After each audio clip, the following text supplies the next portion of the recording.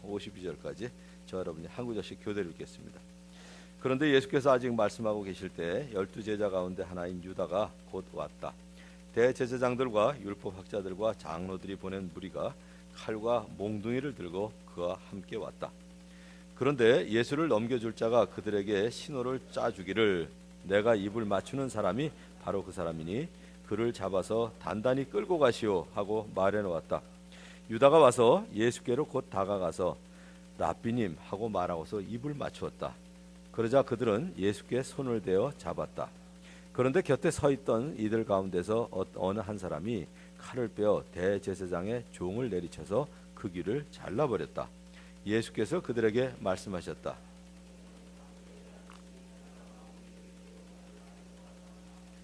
내가 날마다 성전에 너희와 함께 있으면서 가르치고 있었건만 너희는 잡지 않았다. 그러나 이것은 성경 말씀을 이루려는 것이다. 제자들은 모두 예수를 버리고 달아났다. 그런데 어떤 젊은이가 맨몸에 혼이불을 두르고 예수를 따라가고 있었다. 그들이 그를 잡으려고 하니 그는 혼이불을 버리고 맨몸으로 달아났다. 아멘. 오늘 본문 말씀을 보면서 많은 사람이 하는 질문이 있습니다. 성경을 보면서 성경에서 이야기해 주고자 하는 그 주 사상, 메인 소트만 보면 좋은데 사람들은 꼭 곁길로 나가기를 좋아하죠. 특별히 안 믿는 사람들이 더 그렇습니다. 그래서 오늘 본문 말씀을 보면서 말씀하시고자 하는 핵심을 보기보다는 이런 질문을 많이 해요. 하나님은 왜 악을 행할 줄 뻔히 아시면서 자유의지를 주셨을까? 이런 얘기 아마 많이 들으셨을 것 같아요. 왜 그러셨을까요? 믿지 않는 사람들은 특별히 스스로 꽤나 똑똑한 것처럼 생각하면서 이 질문을 하기도 합니다. 만일 자유의지를 주시지 않았다면 어떻게 했을까요? 전부 로봇 같겠죠. 그러면 아마 그런 또 질문했을 거예요. 왜 사람들을 전부 로봇처럼 만들었냐고 또 아마 대들 거예요. 사람들은 만일 자유의지를 주시지 않았다면 인간은 하나님께서 조정하시는 대로 움직이는 로봇과 다를 바가 없습니다. 이런 상상을 한번 해보세요. 만일 여러분의 자녀가 지금 애들이 말 안 들어서 걱정 많으시죠, 그죠? 그런데 반대로 이렇게 했다고 생각해 보자고요. 만일 여러분의 자녀가 여러분이 말하는 대로만 움직이고 또 여러분들이 프로그램을 해놓은 대로만 움직인다고 생각을 해보세요. 자, 부모가 시험을 잘 보고 오너라 그랬더니 자녀가 시험을 잘 보고 왔어요. 오더니 뭐라고 얘기했냐면 부모님 이제 제가 무엇을 할까요? 물어봅니다. 이제 내일 것 예습을 하여라. 그랬더니 예습을 아주 깍듯이 잘해요. 그래서 다 하고 나더니 또 다음에 무엇을 할까요? 이렇게 묻습니다. 만일에 자녀들이 이렇게 여러분의 뜻대로만 움직인다고 하면 제일 마지막에 자녀들에게 뭐라고 말씀하시겠어요? 다 했어요. 엄마 뭐 할까요? 다 했어요. 아빠 뭐 할까요? 처음엔 야 어떻게 우리 집에 이렇게 순한 애가 태어났을까 좋아하실지 모르겠어요. 그런데 계속해서 그런 질문을 한다면 제일 마지막에 뭐라고 말씀하시겠어요? 선호가 그런다면 엄마 뭐 할까요? 엄마 뭐 할까요? 그죠? 마지막에 할 얘기가 뭐냐면 이제 네 마음대로 알아서 해봐. 이게 우리 부모들이 할 얘기예요. 이제 내가 알아서 해라. 이게 바로 뭐냐면 자유의지입니다. 자유의지. 한번 보세요. 여러분들이 부부간에도요. 선물을 해오는데 내가 꼭 사오려는 것만 사오릴 때만 같이 살만 날까요? 같이 살아야죠. 그래도 만일에 어떤 사람이 선물을 사올 때도 내가 사오라고 하는 거 딱 정해준 것만 사오면은 부인들이 이런 얘기 많이 하죠. 당신은 꼭 마음에 안 드는 것만 사온다고 이런 얘기 많이 하시죠, 남편에게. 그런데 반대로 내가 이 얘기하는 것만 꼭 사오면 난 그거 싫을 것 같아요. 이 정성을 담아서 자발적으로 사오는 선물이 더 기쁘지 내가 사오라고 해서 꼭 그거 사오는 거 전 그건 좀 마음이 안 좋을 것 같아요.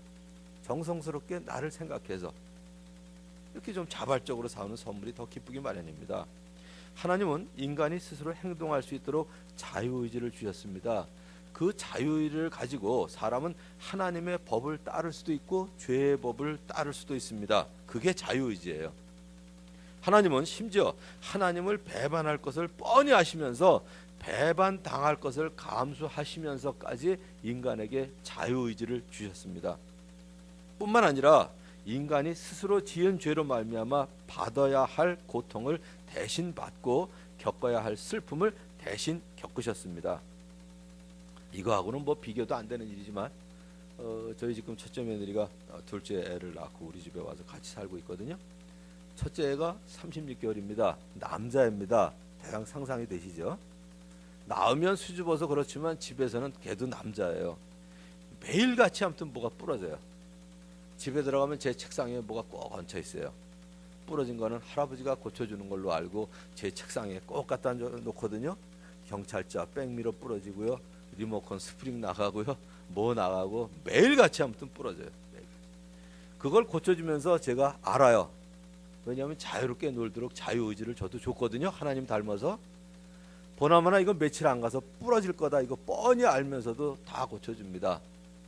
그 대신에 제가 한 가지만 지침을 줘요. 부러진 부속은 절대로 잃어버리지 말아라. 그래야 할아버지가 고칠 수 있단다. 우리 애가 자유지를 가지고 부러뜨리지만 또 저한테 순종해서 백미러 부러진 거 꼭 자동차 트렁크 속에 넣어놔요. 야, 36개월짜리가 참 대단하다. 내가 너무 지나치게 교육을 하나? 이런 생각도 가끔 하긴 하는데 제가 우리 아들한테도 했는데 손주한테 하는데 그대로 먹혀 들어가요.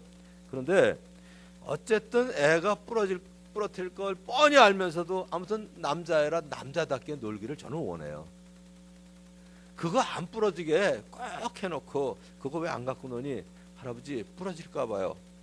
난 너무 싫을 것 같아요. 자유롭게 놀아야죠.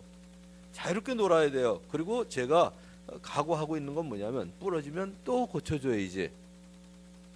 이게 늘 제 생각이에요. 이게 비유가 아주 너무 그냥 뭐 어떻게 보면 유치한 비유긴 하지만 전 그때 하나님의 마음이 좀 느껴져요. 그게 자유의지예요. 그걸로 인간이 스스로 지은 죄로 말미암아 받아야 될 고통을 대신 받고 겪어야 할 슬픔을 대신 겪으시기로 아예 작정을 하셨습니다. 그래서 이사야는 이렇게 노래했어요. 하나님의 아들이 찔림을 받으신 것은 나의 허물 때문이고 상처를 받으신 것은 나의 악함 때문이다. 하나님께서 우리 모두의 죄악을 하나님의 아들에게 지우셨습니다. 지난주에도 말씀드린 것처럼 마가복음 11장부터가 예수님의 공생애, 아무튼 예수님의 생애 마지막 일주일을 그리고 있습니다.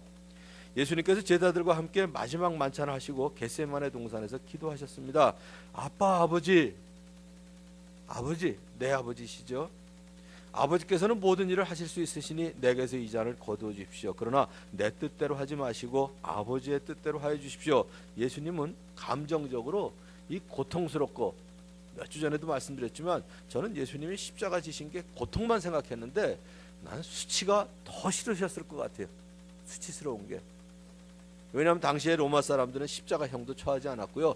극악무도한 악한들만 십자가에 못 박아 죽였는데 예수님이 십자가에 못 박혀 있을 때 사람들이 밑에서 얼마나 수치스러운 얘기를 했겠어요. 일반적으로 우리 그러지 않겠어요? 저 자식 저거 뭐 잘못해서 또 저기 매달렸냐. 다 이랬을 거라고요. 재수없다고 침뱉고요. 그리고 한 번씩 이상한 눈초리로 쳐다보고요. 전 고통보다는 그게 더 싫으셨을 것 같아요. 히브리서 기자가 얘기를 했어요. 그래서 히브리서 기자가 빌립보도 사도 바울도 그 얘기를 했고 그 앞에 있는 즐거움을 내다보시고 부활하시고 하나님 우편에 앉아 계실 것을 내다보시긴 하셨지만 부끄러움을 개의치 않으셨다 그랬거든요. 부끄러움. 이게 바로 수치심입니다. 수치심. 그러나 십자가를 지고 돌아가셔야 세상 사람들을 구원하실 수 있기 때문에 의지적으로 아버지의 뜻에 죽는 일까지 십자가에서 죽는 일까지 복종하셨습니다. 그러나 마음 아프게도 예수님의 모습과는 전혀 다른 사람들의 모습을 오늘 본문에서 볼 수 있어요. 세 종류가 있습니다. 세 종류. 첫 번째, 전 그렇게 정의를 내려봤어요. 돈 맛을 알았던 유다. 아직도 혈기대로 감정적으로 움직이는 베드로. 그리고 비겁하게 도망갔던 제자들. 그런데 쭉 말씀을 준비하면서 보니까 죄가 다 있더라고요. 그 세 가지가. 유다만 욕할 거 아니고요. 베드로 욕할 거 아니고요. 제자들만 욕할 게 아니라 여러분들 돈 맛 안 보셨어요? 돈 맛. 제 친구가 그러더라고요. 그 집에 3남 1녀가 있는데 한번 솔직하게 자기 얘기를 하는 거예요. 작년에 제가 한번 소개해드렸어요. 어머님이 돌아가셨을 때 900만 원을 두고 돌아가셨대요. 그래서 삼남 일녀 중에 둘째 아들이 제일 못 살아서, 그러니까 경제적으로 어려서 못 산다는 게 좀 또 제가 이상한 단어를 썼는데, 경제적으로 어려워서 전부 900만 원을 몰아주기로 했대요. 그래서 900만 원을 다 줬대요. 근데 그 친구가 솔직하게 얘기를 하더라고요. 9억이라도 우리가 몰아줬을까?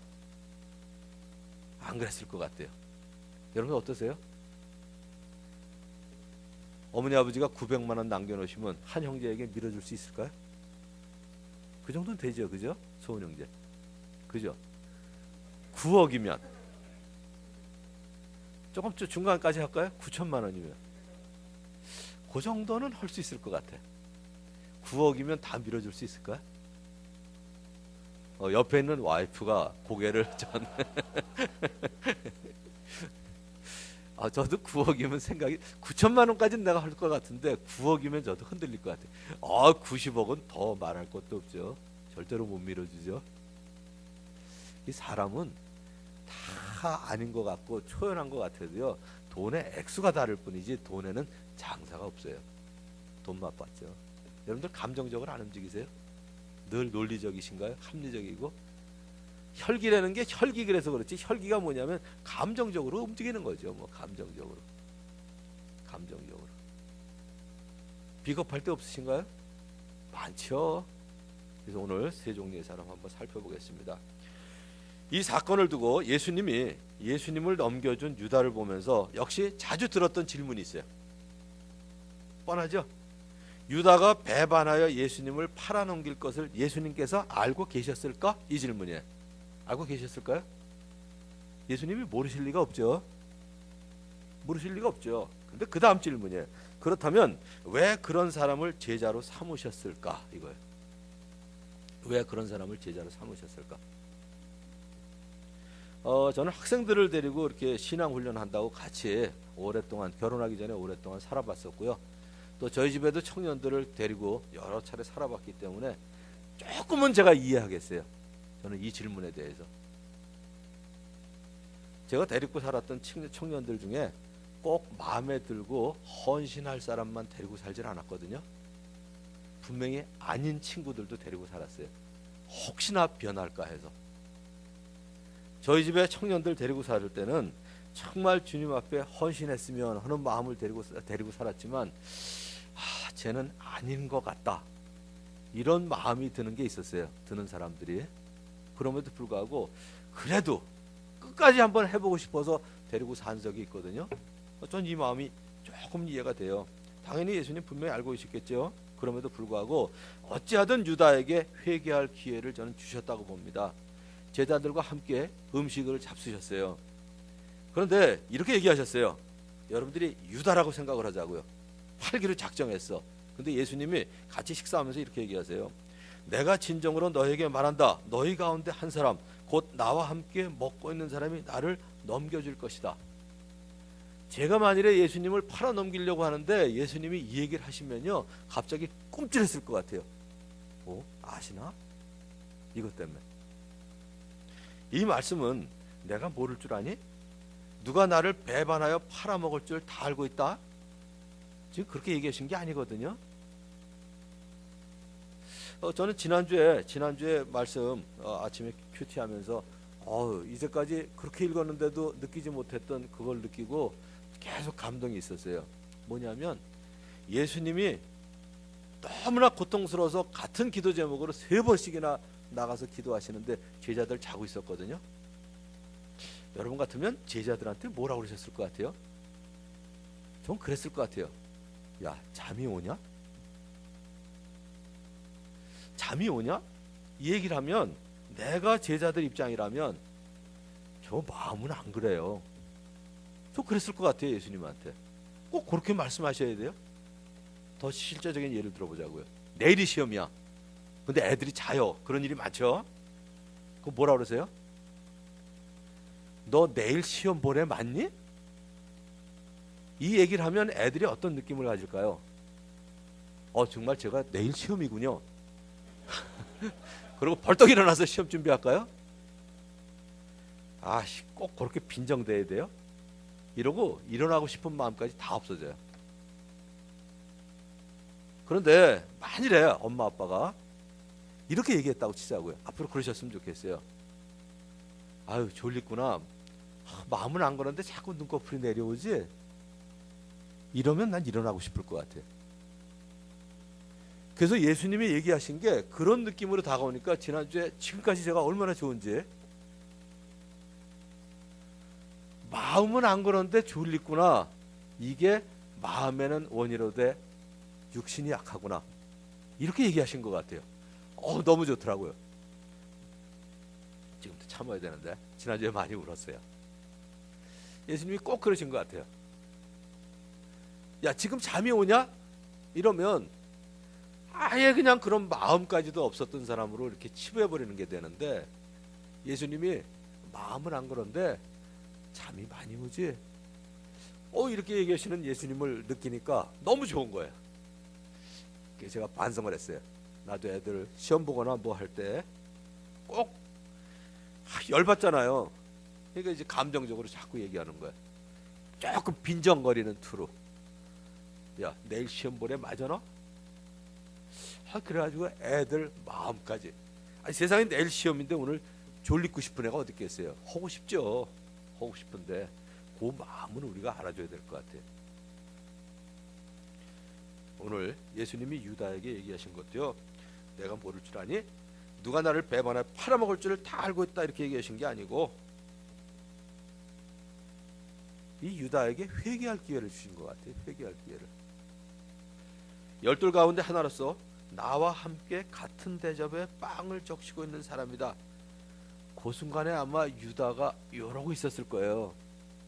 그 마른 빵을 포도즙에 적셔가지고 이제 먹으려고 딱 넣는데 그 얘기를 딱 들으면 아이쿠야. 그래가지고 유다가 드라마를 만든다면 그래야 되지 않아요? 갑자기 어떻게 해야 돼요? 유다가 예수님 앞에 쪼르르 가가지고 무릎을 꿇고 예수님의 무릎을 붙잡고 죄송해요 주님. 그러고 울어야 사실은 마땅해요. 그거 원하셨던 것 같아요. 예수님이. 그러면 꼭 이 빈정되는 사람이 이런 질문해요. 그러면 예수님이 성경에 예언된 대로 십자가에 돌아가실 계획은 어떻게 이루어지냐고? 제 속으로 그래요. 아이 별 걱정 다 하네. 하나님이 어른이 알아서 하실까봐. 하나님이 어른이 알아서 하실까봐. 하나님이 하실 일이지. 유다가 예수님이 성경에 기록된 대로 십자가에 돌아가시는 계획을 이루어지는데 공헌하기 위해서 한 거 아니거든요. 지금 어른이 하나님이 알아서 하실까봐.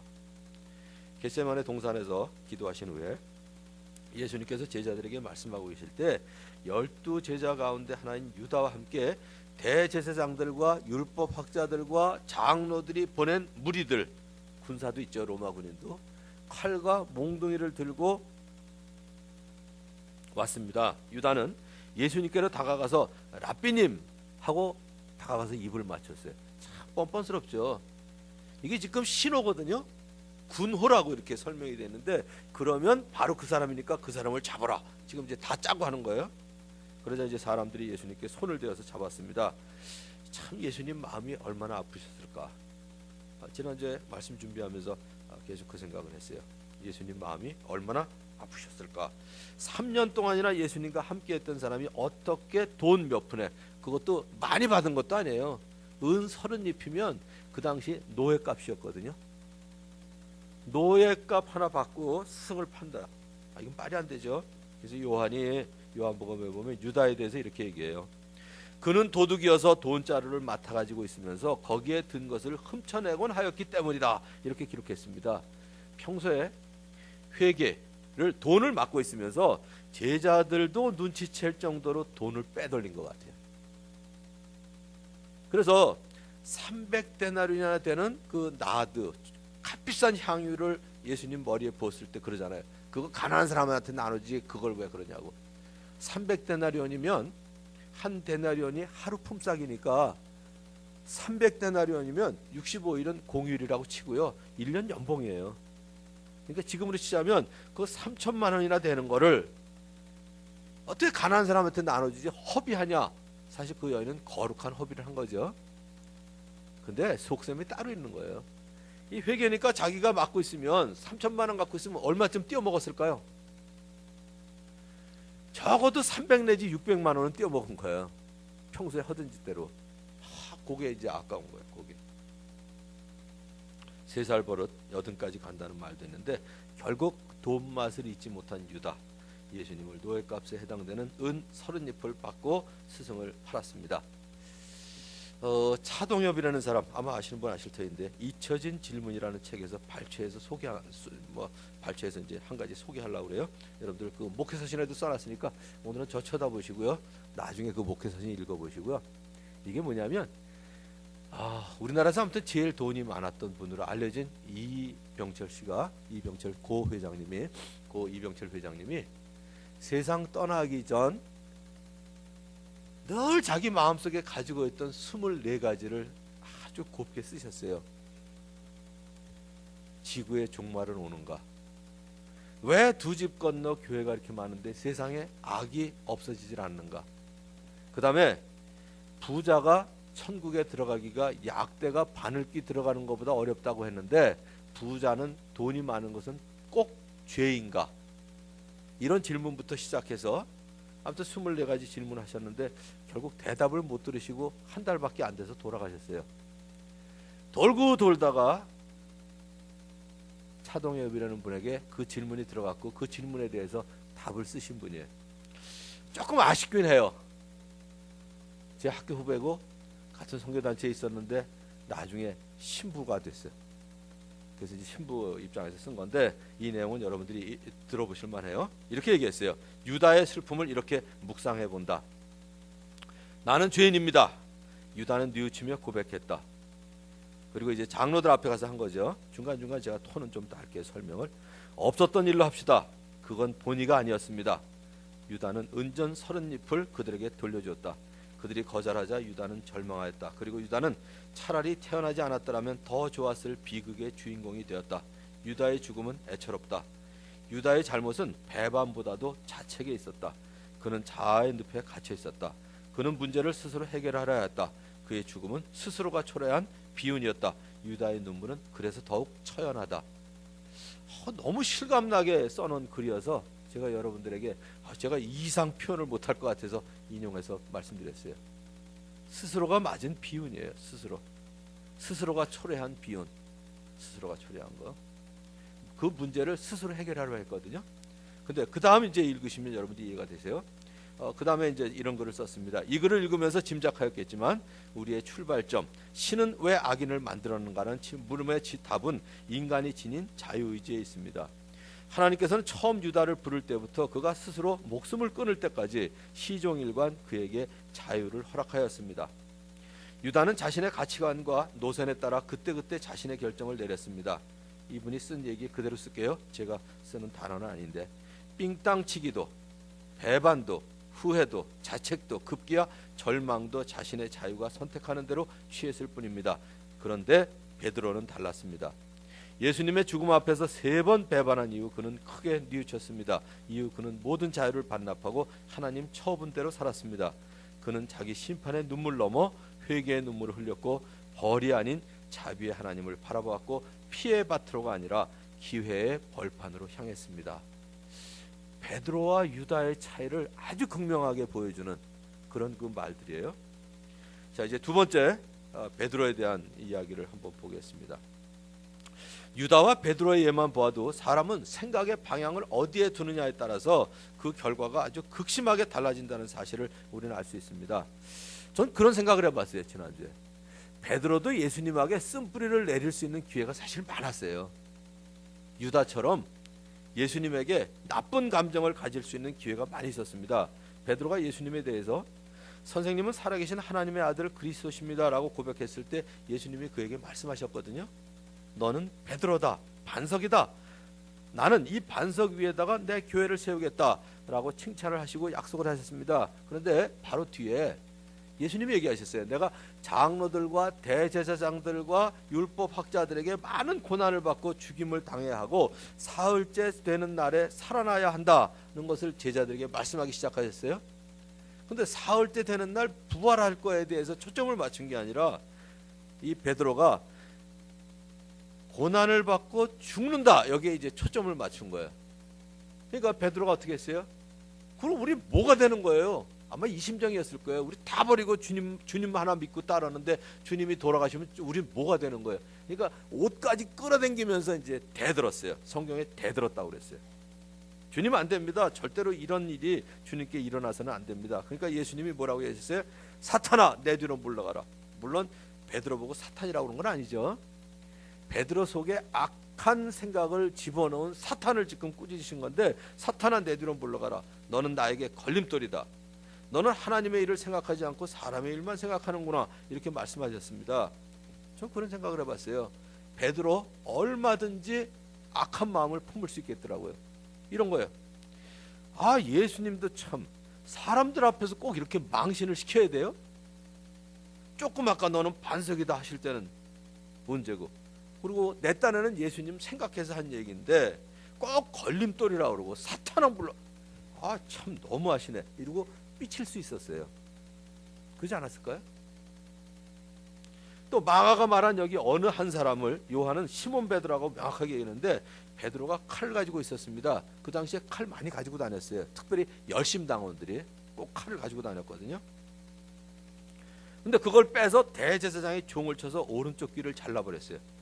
저는 성경 볼 때 이런 상상을 참 많이 해요. 그래서 실감이 많이 나고 예수님 마음도 많이 느껴지는데, 어떤 땐 재미있기도 해요.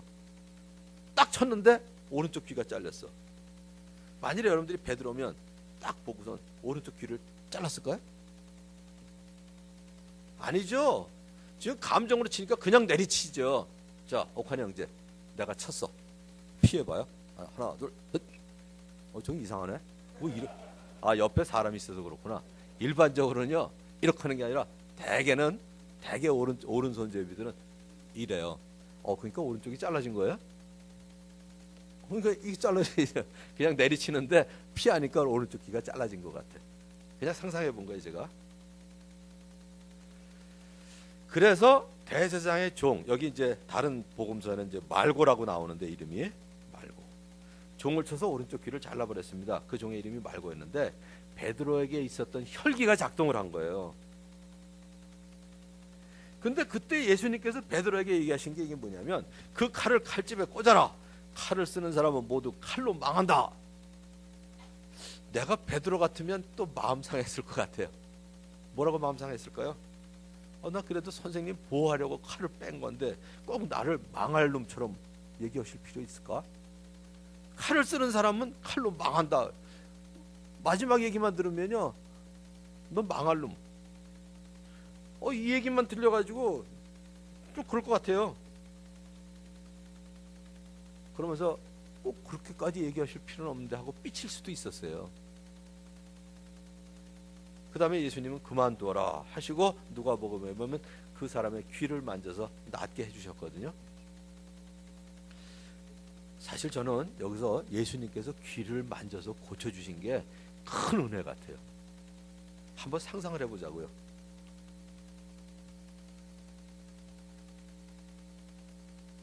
지금 몇 명이 왔을까요? 로마 군인이.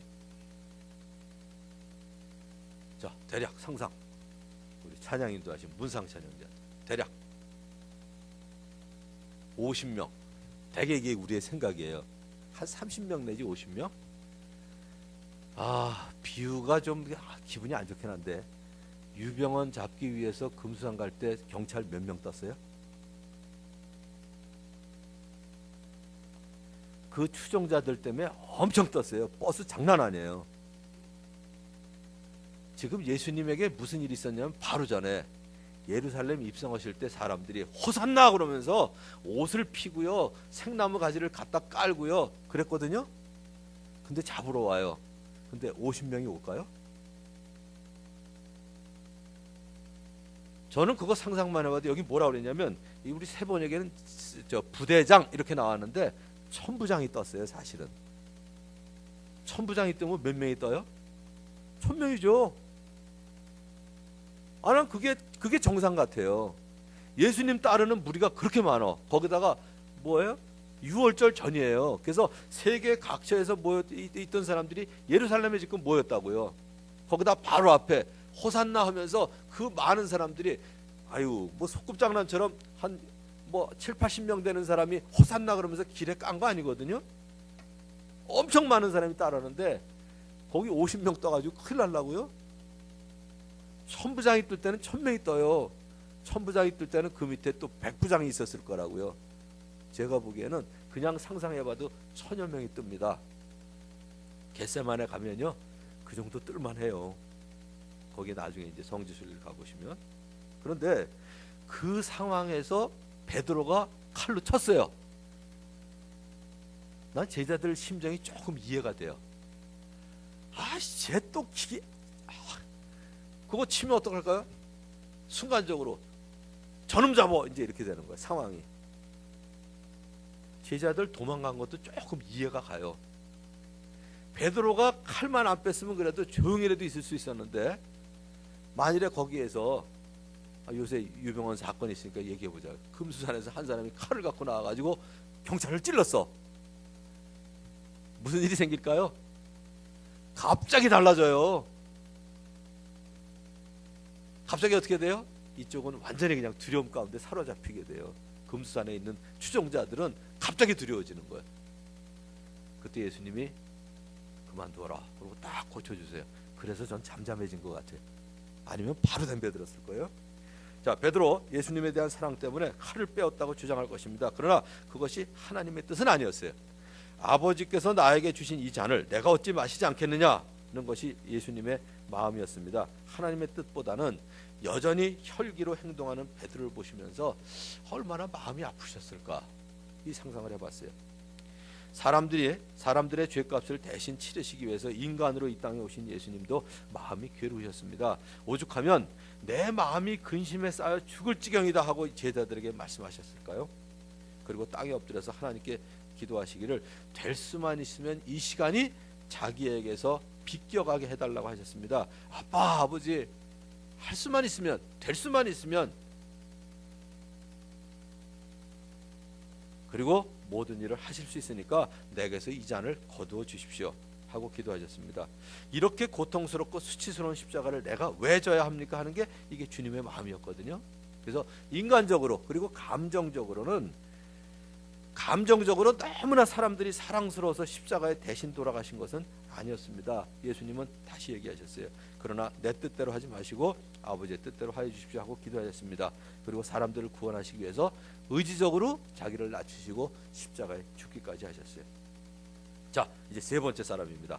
예수님 버리고 달아난 제자들이에요. 요한복음 8장 12절 보면 당시에 로마 군대 병정들과 그 부대장과 유대 사람들의 성전 경비병들이 예수님을 잡아 묶었다고 기록하고 있습니다. 아까도 말씀드렸지만 여기서 부대장은 천부장을 의미해요. 그러니까 예수님을 잡기 위해서 군인 1000여 명이 동원되었다는 얘기입니다. 다시 한번 요약하자면 때가 6월절이에요. 6월절이 가까워서 세계 각지에 흩어진 많은 유대인들이 예루살렘으로 몰려와 있는 상황입니다. 거기다가 바로 전에 예수님께서 예루살렘을 입성하실 때는 많은 사람들이 자기들의 겉옷을 갖다가 길에 깔고요, 생나무를 갖다가 깔고요, 그러고서 이제 얘기합니다. 앞에 서서 가는 사람, 뒤따르는 사람이 호산나 복되시다, 주님의 이름으로 오시는 분 하고 외치는 그런 사람들, 그런 무리가 있었습니다. 그러니까 대제사장들과 율법학자들과 장로들이 웬만큼 군대를 보냈을 리가 없거든요. 엄청 보냈겠죠. 아마 1000여 명, 천부장 보냈으니까. 그런 상황에서 베드로가 칼을 빼어 대제사장의 종의 오른쪽 귀를 잘라버렸으니까 이게 완전히 그냥 상황이 바꿔진 거예요. 두려움 속으로. 때문에 제자들은 더 겁이 났을 거예요. 예수님께서 그 종의 귀를 고쳐주지 않으셨으면 무슨 일이 일어나도 일어났을 거예요. 근데 예수님께서 군병들에게 체포당하는 모습을 보고 제자들은 모두 예수님을 버리고 달아났습니다.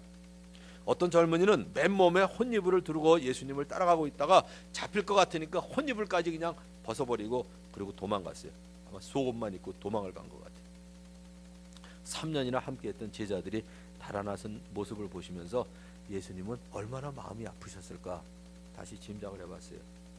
예수님은 이런 상황에 닥쳤을 때 제자들이 당황하지 않도록, 그리고 그들이 모두 예수님을 버리고 도망간 후에도 얼마든지 다시 마음을 다잡고 올 수 있도록 미리 예고를 해주신 것 같아요.